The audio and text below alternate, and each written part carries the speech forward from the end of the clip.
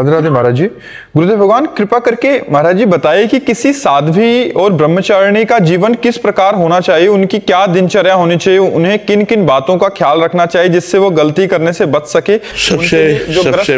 सबसे पहली बात है कि उसको भगवान का निरंतर स्मरण करना चाहिए। अब साधारण जो दिनचर्या है, 2 बजे रात्रि के उठ जाना चाहिए, 9 या 10 बजे के बीच में सो जाना चाहिए। अगर 10 बजे सो गए तो 11, 12, 1, 2, 4 घंटा हुए। अगर 9 बजे सो गए तो 5 घंटा हुए। दिन में 1 घंटा विश्राम करना चाहिए। निरंतर मंत्रों का अनुष्ठान करना चाहिए। अल्पाहार करना चाहिए। भोजन पवित्र थोड़ा पाना चाहिए। और पुरुष संग या उस स्त्री संग से हमें बचना चाहिए जो हमारे अंदर काम भावना की वृद्धि करे। जिसके संग से हमारे अंदर काम भावना जागृत हो, हमको बचना चाहिए। हमें पवित्र जीवन निर्वाह करना चाहिए और निरंतर भजन परायण रहना चाहिए, तभी हम निकल सकते हैं। अगर कुसंग रहा तो फिर नहीं निकल पाएंगे। कुसंग में फिर वो एक नाटक मात्र रहेगा ब्रह्मचारिणी का।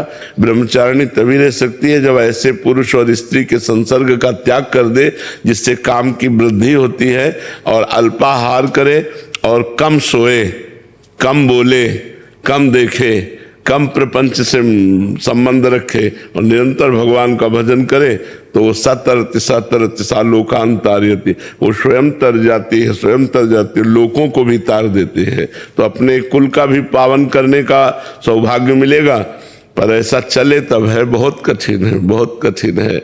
इसलिए हम कहते हैं कि पूरा जीवन हो गया हमको 13 वर्ष की अवस्था से बाबा जी बने, तो हम जानते हैं कि ये मार्ग कितना कठिन है।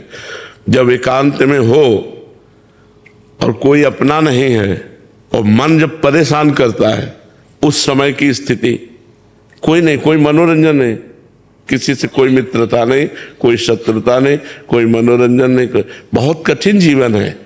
वैराग्य अगर असलियत में देखो तो कदम कदम पे कठिन जीवन है वैराग्य का जीवन। और बैलेंस बना के चलो तो फिर क्या है, फिर तो कोई बात नहीं कि कुछ भोग भी भोग लिए और तो वो बात अलग है। लेकिन अगर असलियत में वैराग्य में चलो तो बड़ा कठिन जीवन है। तभी उसको सारा जगत नमस्कार करता है। भाई जगत नमस्कार क्यों करता है? इसीलिए तो करता है कि कठिन जीवन से, कठिन तपस्या से पार होकर वो जगत मंगल करते हैं, इसलिए जगत तुमको नमस्कार करता है। तो ब्रह्मचारिणी जीवन बड़ा कठिन जीवन है। भगवान कृपा करे, जो चलते हैं उनको सहयोग करे, क्योंकि 1-2 साल आप कहो ब्रह्मचर्य रहो तो रह लेंगे। आजीवन आजीवन ब्रह्मचर्य ना कोई खेल तमाशा समझते हो। अब जैसे आपको भूख लगी, आपने भोजन पा लिया, तो आपने भूख का कष्ट कहाँ झेला? जब भूख लगे और भोजन ना पाओ और भोजन सामने हो, तब आपको पता चलेगा कि भूख का क्या कष्ट होता है। ऐसे अपने लोगों को पूरा जीवन इस बात का, लेकिन उन सब चाहतों को काट कर केवल भगवान के लिए चलना असलियत में। बैलेंस बना के चलना वो एक अलग पाखंड है, वो तो फिर नाटक है, कुछ भी करो। लेकिन असलियत में चलना बहुत कठिन कार्य है। असलियत में बहुत कठिन कार्य है।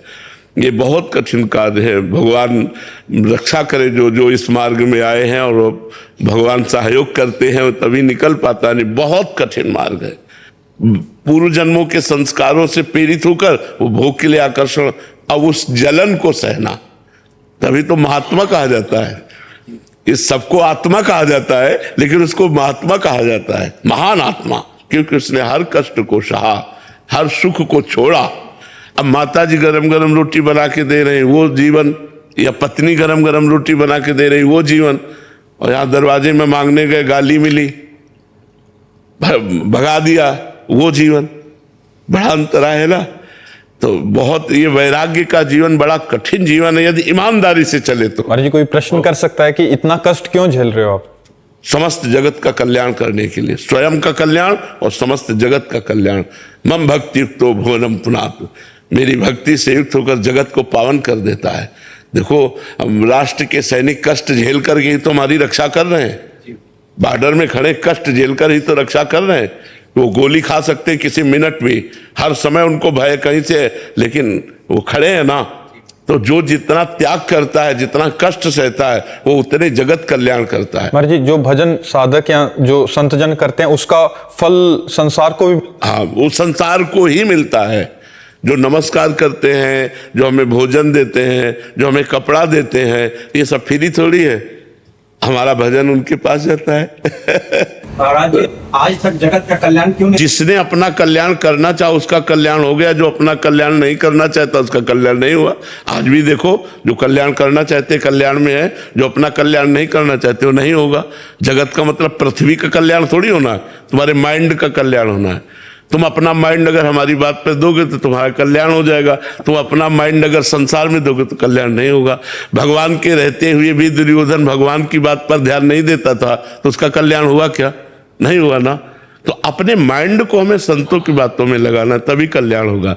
जो चीज हमने 10 वर्ष में अनुभव की वो हम 1 सेकंड में आपको बता रहे हैं। आप आदर सहित उसको स्वीकार करें और चल दें तो आपका कल्याण हो जाएगा, और आप ना स्वीकार करें तो नहीं कल्याण होगा। समझ रहे ना हमारी बात? पारसमणि रखी हुई है और लोहा ना छुए तो सोना नहीं बनेगा, अगर छू जाए तो सोना बन जाएगा।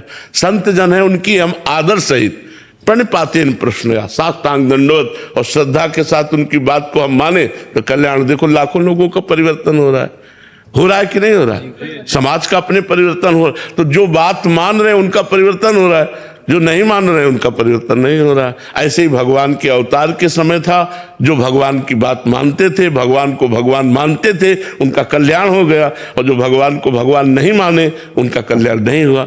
दुर्योधन भगवान को भगवान ही नहीं मानता था, तो भगवान उपदेश करते थे तो वो समझता था पांडव के पक्ष से, भगवान तो समदर्शी है। संधि कराने भी गए, दुर्योधन ने बंदी बनाने की कोशिश की भगवान को, तो भगवान ने विराट रूप दिखाया कि तू क्या बंदी बना सकता है मेरे को।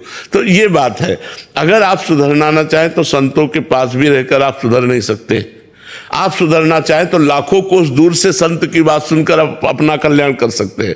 तो बात हमारी सुधरने की है, हम पर भगवत कृपा है, हम पर संत कृपा है, लेकिन हम पर हमारी कृपा नहीं है। हम अपने को गलत मार्ग में लगा रहे हैं, तो फिर कैसे कल्याण होगा बच्चा? समझ आए आपकी बात? हमारी इच्छा बीच में आ रही है। हाँ, इसी इच्छा का त्याग करके हमें संत की आज्ञा पर चलना होगा। बिना अपने को ऐसे थोड़ी हो जाता कल्याण। संत गुरुदेव की शरण में जाकर उनकी आज्ञा के अनुसार साधना करनी होती है। तो साधना क्या है ये गुरु बताएंगे, चलना कैसे ये गुरु बताएंगे, चलाना कैसे ये गुरु सामर्थ्य देंगे, लेकिन चलना आपको होगा। जैसे हमने रसोई बना के दे दी तो खाना तो आपको होगा। अगर आप ना खाएं तो रसोई बाहर रखी रहेगी, आपका पेट भूखा रहेगा। इसी प्रकार साधन धाम मोक्ष कर द्वारा, पाई न जे परलोक संभारा, सो परत दुख पावई, सिर धुनि धुनि पछताए, काल ही कर्म ईश्वर मिथ्या दोष लगाए। काल कर्म और ईश्वर को झूठा दोष लगाकर वो प्रमाद स्थिति में मनमानी आचरण करके, तो ये भगवान की इच्छा नहीं, आपकी वासना है। तभी तो कहते बड़ा कठिन है, क्योंकि वासना का त्याग करके, कामना का त्याग करके भगवान के मार्ग में चलना। भगवान दिखाई नहीं देते और भोग सामने दिखाई देता है, और उसमें सुख है नहीं। भोगते भोगते जीवन व्यतीत हो गया, फिर भी वही भोग वासना की लालसा लगी। समझ पाए बच्चा?